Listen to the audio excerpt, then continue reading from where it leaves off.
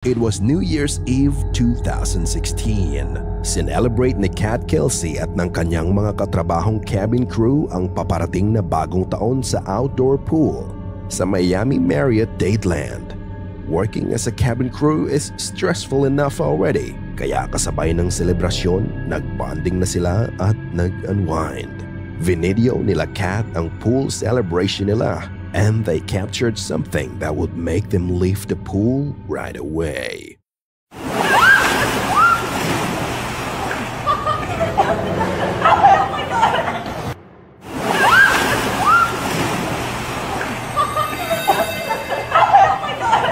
Habang sila ay nagkakatuwaan, malinaw na makikita ang isang figure ng batang lalaki ang tumatakbo sa ilalim ng pool.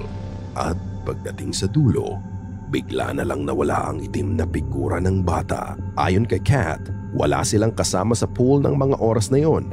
At kung may magka-cast ng anino, makikita mo sana ang pagdaan ng tao sa harap ng camera. Pero wala naman. Imposibleng may dumaan din sa likod ng camera dahil sa layout ng pool.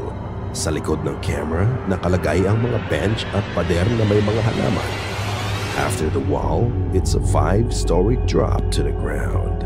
Pero bago ang lahat, nadinig mo ba yon? Bago pa magpakita ang figura ng bata sa ilalim ng tubig, may maririnig na isang boses ng lalaki.